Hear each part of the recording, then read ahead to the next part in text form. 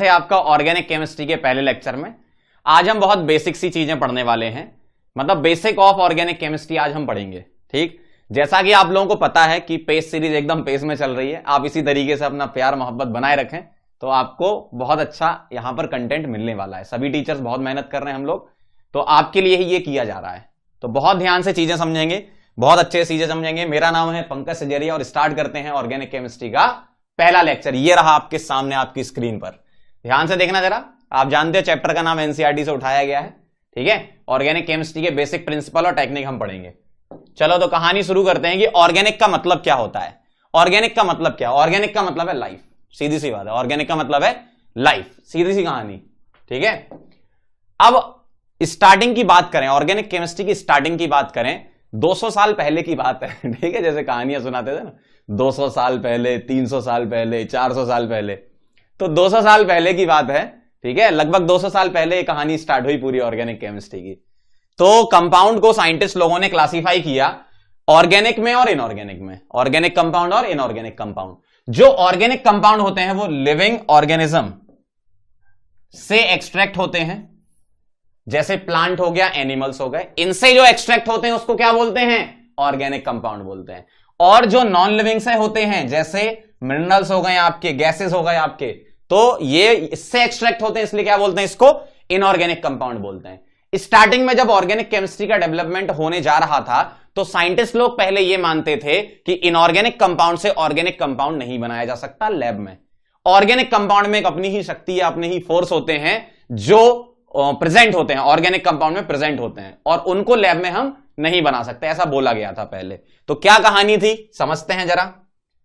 पहले तो organic compound का मतलब समझ लो क्या होता है। ऑर्गेनिक कंपाउंड ऐसे कंपाउंड होते हैं जिनमें कार्बन्स होते हैं, ठीक है। कार्बन्स होते हैं, कार्बन के अलावा और भी एलिमेंट मिलेंगे आपको, जैसे हेलोजन हो गया, नाइट्रोजन हो गया, ऑक्सीजन हो गया, इस टाइप के और भी आपको एलिमेंट्स मिलेंगे उसके साथ। लेकिन कार्बन कार्बन की बॉन्डिंग यहां पर होती है, और ये किस प्रॉपर्टी की वजह से होती है? ये कैटिनेशन एक प्रॉपर्टी होती है। कैटिनेशन का मतलब यहां क्या है बेटा? कैटिनेशन का मतलब है सेल्फ लिंकिंग प्रॉपर्टी। क्या है? सेल्फ लिंकिंग प्रॉपर्टी, मतलब खुद का खुद से ही बॉन्ड बनना, सेल्फ लिंकिंग प्रॉपर्टी। और कार्बन की कैटिनेशन प्रॉपर्टी बहुत अच्छी खासी होती है। तो कार्बन अपने ही कंपाउंड से जुड़ता जाता, मैं आपको दिखाता हूं किस तरीके से कार्बन अपने ही एलिमेंट से जुड़ता जाता है। जैसे ये देखो, तो ये कार्बन क्या कर रहे हैं? Carbon carbon carbon carbon carbon carbon, ये आपस में ही जुड़े जा रहे हैं, ठीक है। तो इसको बोलते हैं अपन क्या? कैटिनेशन प्रॉपर्टी या सेल्फ लिंकिंग प्रॉपर्टी, मतलब लंबी चेन बनाते हैं ये कार्बन की। मतलब इन शॉर्ट हम ये बोलें कि ऑर्गेनिक केमिस्ट्री का मतलब क्या है? कार्बन की केमिस्ट्री को ऑर्गेनिक केमिस्ट्री बोलते हैं। कार्बन की केमिस्ट्री को क्या बोलते हैं बेटा? ऑर्गेनिक केमिस्ट्री बोलते हैं, सीधी सी बात। चलो भाई, अब ये कहानी स्टार्ट होती है यहां से। बर्जेलियस साइंटिस्ट थे, ठीक है। तो बर्जेलियस सर ने क्या कहा था? इन्होंने ये बोला था कि ऑर्गेनिक कंपाउंड में कुछ फोर्स होते हैं रेस्पॉन्सिबल, जो उसकी प्रॉपर्टी को डिस्क्राइब करते हैं। मतलब मिस्टीरियस फोर्स बोल दो, या उसी का नाम बोला गया वाइटल फोर्स बोला गया, क्योंकि पहले क्या थोड़ा रिलीजन से टच होता था। साइंस तो बहुत बाद में ऑर्गेनिक की चली, पहले रिलीजन से थोड़ा टच होता था। तो उन्होंने बोला कि वाइटल फोर्स होते हैं। क्या होते हैं? ये ध्यान रखना इस वर्ड का। इसको क्या बोलते हैं? वाइटल फोर्स बोलते हैं। तो वाइटल फोर्स रेस्पॉन्सिबल है, अपने मिस्टीरियस फोर्स रेस्पॉन्सिबल है ऑर्गेनिक कंपाउंड के फॉर्मेशन के लिए। वाइटल फोर्स को ये वाली जो थ्योरी है इसको बोला गया वाइटल फोर्स थ्योरी।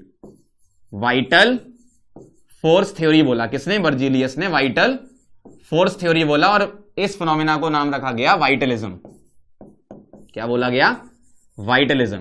तो वाइटल फोर्स होते हैं ऑर्गेनिक कंपाउंड में जो रेस्पॉन्सिबल होते हैं। लेकिन वाइटल फोर्स की थ्योरी, ये जो बर्जेलियस थे, इन्होंने 1815 की बात करी। इनके बाद इन्हीं के स्टूडेंट थे एक, जिनका नाम था वोलर।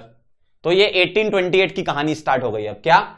इन्होंने इनऑर्गेनिक कंपाउंड से ऑर्गेनिक कंपाउंड लैब में प्रिपेयर कर दिया और वाइटल फोर्स की थ्योरी को नकार दिया। देख रहे हो कैसे स्टूडेंट थे इनके, है ना। तो अमोनियम साइनेट जो है ये इनऑर्गेनिक कंपाउंड है। इससे क्या बना? यूरिया। मतलब एक तरीके से इससे ये बना, और ये एक तरीके से क्या हो गया? रीअरेंजमेंट हो गया। क्या हो गया? रीअरेंजमेंट हो गया। तो रीअरेंजमेंट होने पर क्या बना? क्या बना? अमोनियम साइनेट से क्या बना बेटा? यूरिया बन गया। अमोनियम साइनेट को आपको रिप्रेजेंट करना है तो ऐसे भी कर सकते हो, NH4+ O- single C triple bond N। और इसमें रीअरेंजमेंट वगैरह हो जाता है तो क्या बन जाता है, यूरिया। मतलब यहां से ये माना जाने लगा, क्या माना जाने लगा कि ऑर्गेनिक कंपाउंड को लैब में बना सकते हैं। ठीक है, ये कहानी है इसकी। चलो भाई आगे बढ़े। इसके बाद फिर और डेवलपमेंट हुए और साइंटिस्ट आए कि अच्छा ऐसा हो सकता है, अच्छा ऑर्गेनिक कंपाउंड बना सकते हैं लैब में, तो हम भी बनाएंगे। तो कोलबे सर ने 1845 में एसिटिक एसिड बनाया इसके एलिमेंट से, कार्बन हाइड्रोजन ऑक्सीजन वगैरह से, है ना। तो ये ध्यान रखना बस, सिंपल सी। फिर उसके बाद वर्थेलॉट आई 1856 में, इन्होंने मीथेन बना दिया, कार्बन हाइड्रोजन को मिला के इन्होंने मीथेन बना दिया। ठीक है, तो ऐसा माना जाने लगा कि ऑर्गेनिक कंपाउंड लैब में अब बनेंगे। तो ऐसे बहुत सारे कंपाउंड आते गए और भी कंपाउंड प्रिपेयर किए गए। तो कंपाउंड जब प्रिपेयर किए गए तो उनके रिप्रेजेंटेशन की तो जरूरत पड़ेगी ना। देखो कोई चीज डेवलप होगी तो धीमे धीमे और भी काम बढ़ेंगे ना, तो उसके रिप्रेजेंटेशन की जरूरत पड़ी। तो रिप्रेजेंटेशन की हम बात करेंगे किसके, ऑर्गेनिक कंपाउंड के। तो ध्यान से देखो जरा, पहला रिप्रेजेंटेशन है मॉलिक्यूलर फॉर्मूला। क्या है बेटा, मॉलिक्यूलर फॉर्मूला। ये क्या दिखाता है, ध्यान से देखना, shows number and type of atoms। क्या, number and type of atoms. ध्यान से देखना जरा, no information about the connectivity, मतलब उसकी कनेक्टिविटी के बारे में नहीं बताता, simple number and type of atom लिख देते हैं। जैसे C2H6O, इसको क्या बोलोगे आप, मॉलिक्यूलर फॉर्मूला। और देख लेते हैं, जैसे C3H6, ये क्या है, मॉलिक्यूलर फॉर्मूला। C4H10, ये क्या है, मॉलिक्यूलर फॉर्मूला। मतलब कनेक्टिविटी नहीं बताता, ये कनेक्टिविटी नहीं बताता, ध्यान रखना। ये क्या बताता है, ये number and type of atom के बारे में बताता है। और लिखना चाहते हो, आपकी इच्छा है, चलो और लिख लो, C4H10O लिख लो, C5H12 लिख लो, इस तरीके से और भी ETC लिख दो, तो मतलब हो गया काम, है ना। ETC मतलब और भी बहुत सारे आएंगे। तो इस टाइप का रिप्रेजेंटेशन होता है किसका, मॉलिक्यूलर फॉर्मूले का। ठीक है, चलो भाई आगे बढ़ते हैं, समझ गए होगे बात मॉलिक्यूलर फॉर्मूले की। इसके बाद सेकंड नंबर पर आता है लुईस स्ट्रक्चर। ध्यान से देखना, बहुत ध्यान से। लुईस स्ट्रक्चर में क्या बताते हैं, shows all atoms और bonds and lone pairs if any, मतलब अगर लोन पेयर हुए तो वो भी रिप्रेजेंट करेंगे। जैसे एग्जांपल के तौर पे देखो, ये क्या लिखा है यहां पर, देखो यहां क्या है, ये बॉन्ड है, इनको क्या बोलते हैं अपन, बॉन्ड बोलते हैं। ठीक है, अब आप बोलोगे सर इतना बेसिक से, धीमे धीमे बेसिक से ही चलेंगे अपन यार, देखो ऐसे थोड़ी डायरेक्ट सीधे कहानियां शुरू कर देंगे। तो ये क्या है, ये सब बॉन्ड्स हैं, और ये इसको क्या बोलते हैं बेटा, इसको बोलते हो लोन पेयर। ठीक है, ये भी लोन पेयर है, ये भी लोन पेयर है। ये सारे जो डंडे दिख रहे हैं ये क्या है, बॉन्ड, जिसको बॉन्ड पेयर भी बोलते हैं अपन, है ना। तो ये क्या दिखा रहा है, एटम दिखा रहा है, बॉन्ड्स दिखा रहा है, लोन पेयर दिखा रहा है। ठीक है, एक और समझाता हूं। जैसे अगर मान लो मेरे पास लिखा है इस तरीके से, तो इसको क्या बोलोगे आप, देखो इसको बोलोगे आप लुईस स्ट्रक्चर, ऐसा। तो इसमें बॉन्ड दिखाए जाते हैं और लोन पेयर प्रेजेंट है तो वो भी दिखाया जाएगा। नाइट्रोजन पे एक लोन पेयर होता है, क्योंकि नाइट्रोजन पे वैलेंस इलेक्ट्रॉन 5 होते हैं, तो 3 बॉन्ड बना रखे हैं, तो 1-2 इलेक्ट्रॉन बचेंगे, मतलब लोन पेयर बचेगा, है ना। तो ये कहानी है किसकी, लुईस स्ट्रक्चर की। ठीक है, अब चलते हैं कंडेंस फॉर्मूले पर। कंडेंस फॉर्मूले में क्या होता है, shows all atoms and their connectivity, connectivity के बारे में भी बताता है। नो बॉन्ड्स और लोन पेयर्स, मतलब जैसे CH3 है, इसके बाद जुड़ा है CH2 और फिर जुड़ा है OH, इस तरीके से हम दिखाते हैं। जैसे और दिखाना हो तो आप दिखा सकते हो CH3, ठीक है, फिर CH3 और फिर CH2, इस तरीके से NH2, ऐसे दिखा देते हैं अपन। ठीक है, इस टाइप से और भी बना सकते हो आप, क्या, CH3 CH2 CH2 CHO, इस तरीके से आप दिखा सकते हो। ये क्या होता है, कंडेंस फॉर्मूला है। ठीक है, कनेक्टिविटी के बारे में बता रहा है कि इससे ये जुड़ा है, इससे ये जुड़ा है, इस तरीके से, है ना। चलो भाई आगे बढ़े। पार्सली कंडेंस में क्या होता है, देखो कंडेंस स्ट्रक्चर ही होता है that shows some bonds and lone pairs, कुछ बॉन्ड और लोन पेयर दिखा देते हैं।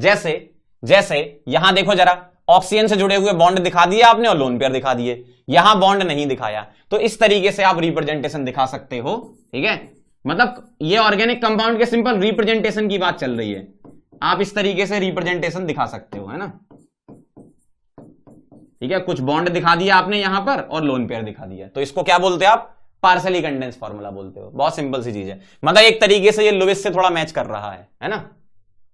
चलो आगे बढ़े, ये सबसे इंपॉर्टेंट है। ठीक है, ये सबसे इंपॉर्टेंट है, बाकी और फॉर्मूले आप करो ना करो, बॉन्ड लाइन स्ट्रक्चर जरूर रेडी रखना आपका। बॉन्ड लाइन स्ट्रक्चर से बहुत टाइम बचता है और मैक्सिमम बुक्स में बॉन्ड लाइन स्ट्रक्चर बेटा यूज किया जाता है। ठीक है, तो बॉन्ड लाइन स्ट्रक्चर क्या होता है, ध्यान से पहले पॉइंट समझेंगे फिर मैं आपको बता दूंगा। Only carbon carbon bonds are represented. क्या? कार्बन कार्बन बॉन्ड रिप्रेजेंट किए जाते हैं। Hetero atoms are always represented. Hetero atom अगर आया जैसे ऑक्सीजन, नाइट्रोजन, हेलोजन वगैरह, तो उनको भी रिप्रेजेंट करना है। Longest carbon carbon is represented in zigzag pattern. कौन सा? जिगजैग, जिगजैग है ना, जिगजैग पैटर्न में आपको लिखना है। Double bonds are shown with 2 lines and triple bonds with 3 lines. जैसे मैं आपको एग्जांपल से बताता हूं, पहले आप ये पॉइंट अच्छे से रीड करो। Only carbon carbon bond represent करेंगे, हेट्रो एटम आएगा तो रिप्रेजेंट करेंगे ऑक्सीजन, नाइट्रोजन, हेलोजन वगैरह। Longest carbon carbon zigzag pattern होगा, अगर डबल बॉन्ड आएगा तो 2 लाइन, ट्रिपल आएगा तो 3 लाइन। ठीक है, अब मैं आपको बना के बताऊंगा, ध्यान से देखते जाना। जैसे ये है convert in bond line structure, convert in bond line structure. जैसे ये देख लो आप क्या लिखा है, CH3 CH2 CH2 CH3। इसको मुझे बॉन्ड लाइन में रिप्रेजेंट करना है, तो कैसे रिप्रेजेंट करेंगे? ये जो कार्बन है ना, इसको ऐसे डॉट बनाएंगे। क्या बनाएंगे बेटा? डॉट बनाएंगे। सिर्फ कार्बन बनाते हैं अपन, हाइड्रोजन नहीं बनाते, हेट्रो एटम आएगा तो बनाएंगे। ठीक है, ये डॉट से बना दिया। फिर एक बॉन्ड जुड़ा हुआ है बेटा, तो ऐसे दिखा देंगे इस बॉन्ड को। ठीक है, फिर ये कार्बन जुड़ा है तो ऐसे दिखा देंगे, फिर बॉन्ड जुड़ा है तो ऐसे दिखा देंगे जिगजैग। ठीक है, फिर कार्बन है तो ऐसे दिखा देंगे डॉट से, फिर बॉन्ड जुड़ा है ऐसे दिखा देंगे, फिर कार्बन है तो ऐसे दिखा देंगे। इसमें हाइड्रोजन नहीं दिखाते हैं, लेकिन इसका मतलब ये नहीं कि हाइड्रोजन होते नहीं है, होते हैं, आपको मन की आंखों से देखना पड़ेगा। मतलब कैसे? जैसे ये कार्बन है, इसने एक बॉन्ड बना रखा है, तो यहां पर 3 H होंगे, उसको अपन दिखाते नहीं है। इधर एक कार्बन ये हो गया, इसके 2 बॉन्ड, एक लेफ्ट साइड एक राइट साइड, मतलब इसके पास 2 H होंगे। ऐसा करना है आपको। मैं आपको इसका स्ट्रक्चर भी दिखा देता हूं, तो आपको थोड़ा अच्छा लगेगा कि जो जिगजैग मैंने बनाया है वो कैसा है। देखो ऐसा है ये जिगजैग, देखो जरा सामने से दिख रहा है। हाँ देखो, इसका स्ट्रक्चर ये है। आया मजा? हाँ देखो ऐसा है। तो ये कार्बन, फिर ये कार्बन, जो पकड़ा है मैंने वो एक कार्बन, फिर ये कार्बन। इधर कोई हाइड्रोजन नहीं दिखाया, बस कार्बन कार्बन की चेन दिखा दी आपने। ठीक है, तो इस टाइप का होता है क्या? Bond line structure. ठीक है, 360 डिग्री व्यू देख लो, ऐसा होता है। ठीक है, समझ गए बात को? चलो भाई, और बना के बताता हूं मैं। जैसे इस टाइप से आपने बना दिया, और आप ऐसे दिखा सकते हो। जैसे मान लो मेरे पास लिखा है CH3 CH2 CH2 OH, इसका बॉन्ड लाइन दिखाना है। तो कैसे दिखाओगे?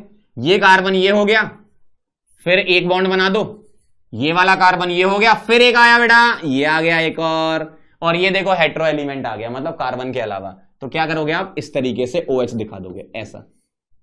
अब ये मत करना कि इधर वाला H भी नहीं लिखा, हेट्रो एटम में कोई H होगा तो उसको दिखाना पड़ेगा। इसको तुम ऐसे नहीं छोड़ सकते, इसको तुम ऐसे नहीं छोड़ सकते, है ना। इधर हेट्रो एटम में है तो दिखाएंगे, कार्बन पर अगर H है तो नहीं दिखाएंगे, है ना। इस तरीके से होता है ये, समझ गए बात को? इसको हटा देता हूं। ठीक है, क्लियर है बात? इस तरीके से आप रिप्रेजेंट इसको कर दोगे, समझ गए कहानी? तो एक कार्बन, 2 कार्बन, 3 कार्बन और OH, इस तरीके से दिखेगा। ओके, चलो भाई इसको नोट करो, फिर आगे बढ़े। लिख लो। मैं साइड में हट जाता हूं तो पॉज करके नोट कर लिया करो, साथ साथ नोट्स भी बनाते जाओ अपने, है ना। चलो भाई, इसका बनाना जरा bond line structure. 1 carbon, 2 carbon, 3 carbon. तो पहले मैं इतने पार्ट का जिग जिग जुग जुग बना लूं, मतलब जिगजैग स्ट्रक्चर बना लूं, और जिस कार्बन पे OH लगा है वो हम दिखा देंगे, है ना। देखो जरा, ये कार्बन हो गया बेटा ये कार्बन हो गया बेटा ये कार्बन हो गया बेटा ये, तो ये 3 कार्बन हो गए इसके पास, और OH लगा है तो यहां पर क्या लगा दूंगा मैं? OH। अब ये पागलों जैसी हरकत मत करने लगना कि सर यहां OH नीचे बना है, आपने ये ऊपर क्यों बना दिया। अरे यार, आप यहां पर जब जिगजैग बनाओगे तो ऊपर दिखाओ। ऐसा भी दिखा सकते हो, लेकिन थोड़ा गंदा नहीं लग रहा आपको? कम से कम डायग्राम तो सुंदर दिखना चाहिए ना, ये गंदा नहीं लग रहा, ये कितना अच्छा लग रहा है ना। तो इसका मतलब है आप समझ गए कहानी। ठीक है, चलो भाई अगला देखना। इसका पॉज करो, ट्राई करो बॉन्ड लाइन स्ट्रक्चर बनाना, वीडियो ही मत देखो, साथ में नोट्स भी बनाते जाओ अपने, है ना। चलो भाई शुरू करो कहानी, देखना जरा। 1 कार्बन ये हो गया, दूसरा कार्बन ये हो गया, तीसरा कार्बन ये हो गया, और चौथा कार्बन ये हो गया। अब इस कार्बन पर क्या लगा है? CHO, इसका मतलब होता है कार्बन के पास डबल बॉन्ड O और कार्बन के पास H, तो डबल बॉन्ड O को हम ऐसे दिखाएंगे। अब ये मत बोलने लगना कि सर ऑक्सीजन का H का